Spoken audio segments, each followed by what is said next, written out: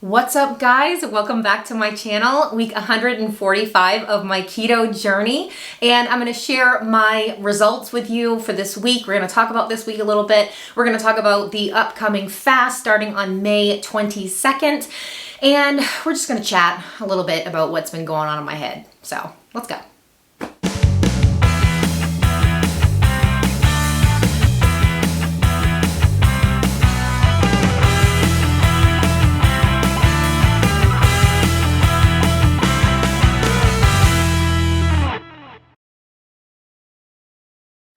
Alright guys, if you are new to my channel, welcome. I'm the incredible shrinking Steffi. I would love for you to subscribe to my channel if you haven't done that yet. This channel is my journey to lose a total of 200 pounds from my highest weight of 374 and be able to conquer my food addiction, really figure out the mental part of this battle so that I will never go back there again, which I can stand here and say there is no way I am ever going back there again. But I need to fix the root issue. I need to figure out the reason or the reasons that got me to that highest weight if I want to truly be successful. I share the truth of my weight loss journey, all the fails, all the wins, all the successes, and I don't sugarcoat anything. So if you want to be a part of that, make sure to subscribe. Also, I have a weight loss support group on Facebook, The Shrinkable, so come join us over there. It is a weight loss support group, not a keto group, although the majority of us are keto. But that link is below if you want to come join. All right, so before we get into the video, I just want to give a shout out to one of my subscribers that gave me the idea for this t-shirt, Fueled by Jesus and Ketones. So I believe it was Lady A. You gave me the idea for this shirt and I absolutely love it. Thank you so much. It is in my Etsy shop if you guys want to check it out. My Etsy shop is new. I am a new seller and it's just really fun creating these designs and selling these t-shirts and sweatshirts. So that link is below if you want to check it out as well. All right guys, so May fast. If you're unaware, we are doing a short fast once a month just to keep the weight loss going and just to keep this journey fun and exciting. So I mentioned in last week's video that we are going to be doing OMAD, which is one meal a day. I also encouraged you that if you don't want to do OMAD, you can, if you want to participate in these fasts, you can just do what you want. Just do something, some sort of fast that you want to do, fasting from anything that might be unhealthy. Do it Monday through Friday starting May 22nd. So we are going to be doing OMAD, and also Callie and I are going to be doing a scale fast at the same time. So we are not going to be stepping on the scale and we are daily weighers. So it's going to be a little difficult for us, but that's what fasts are, right? They should be challenging for us. So we're going to be fasting from the scale as well and doing OMAD, and we are going to be doing clean OMAD. So I am a dirty keto girl. I don't worry about clean ingredients too much. Not that I eat super dirty keto all the time, but I will have pepperoni and deli meat and Spam and things like that.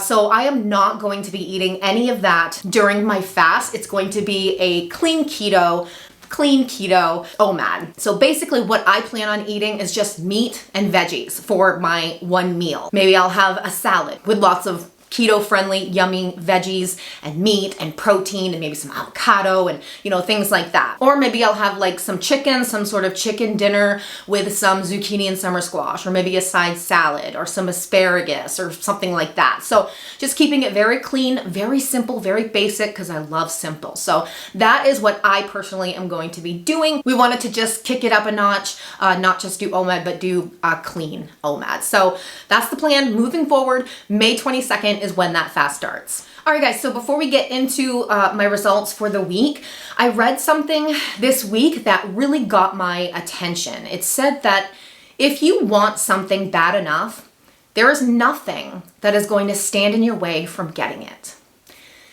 It made me really question why this has been so hard for me, why it has taken me 42 years to really figure it out. And really, have I figured it out? Have I really figured it all out yet? Why has it taken me so long? Why has it been so hard for me when it simply says, if you want something bad enough, nothing is gonna stand in your way? Does that mean that I don't want it bad enough? Like, I think about that and I'm like, I want that life so badly. I want that life of true freedom from food, true freedom from my addiction, to be that healthy, happy, fit person. You know, I want that life. I crave that life. I have craved it my entire life. I've always wanted it. But do I want it bad enough? Or maybe it's that I want it. I want it so badly, but do I not want to do the hard parts that go along with getting it? Do I not want to do that more than I actually want success? Like, it really made me question why this has been so hard for me. I'm at the point now where it's like, I mean, in August, we're coming up on 3 years. 3 years I've been on this journey. 3 years of consistently moving forward and messing up, but consistently getting back on track. And so I know and believe I am at the point where I want that life, and I'm ready to do anything I can to figure it out. And that's why there's so much learning and so much growing in this process, because that's what we have to do. We have to learn through those hard times. We have to grow through those hard times if we really want to be successful and really figure this out. And it takes time. This is just not going to happen overnight. And that's something that I have definitely figured out the hard way. But I know that I do truly want it because I've stuck it out. But it really made me question every other time before why I failed so many times, why I would do so good for so long and then just decide, forget it. I'm going back to that old way of eating, the old way of life that's familiar to me, that's comfortable for me in the most uncomfortable way. Forget it. It doesn't matter. And then I would gain all of my weight back again and again and again. Did I not want it bad enough? Or was it just that I didn't want to do the hard work? And I really wanted to mention that in this video because I don't know if someone out there needs to hear it, you know? Like, if you keep failing over and over again, and I hate calling it failure, I hate it, but that's what we feel like, right? We feel like we fail because we're doing all the right things, and then all of a sudden we just fall off track and ruin it. Just ruin all of our progress. How many times have we done that? Maybe you're someone that keeps doing that, like I did, like my history is, you know, like I would just do that over and over and over again. I think you need to ask yourself, you know, do you want it bad enough? Do you want it more than you don't want to do all the hard stuff? Because the hard stuff has to come. We have to embrace the hard. We have to go through the hard. We have to go through the struggles if we want to be successful. There is no way around it. I'm telling you that right now. Spoiler alert, you got to go through the hard moments. So if you truly want that life, you gotta go through the hard. You have to. And it sucks. It sucks. I still have hard moments, you know, just as hard as it was in the beginning for me. And it blows my mind. You know, when I give into my addiction, when I have trigger foods that I know are just going to trigger me, it blows my mind how easily my addiction can just flare up just as it did in the beginning. But that's an opportunity for me to learn more about myself and this weight loss journey. Things that I can't do, things that I wish I could do. But if I want to be successful and I want to make this journey more easy for me, then those are things that I need to remember. Stay away from my trigger foods. It'll make it easy on me.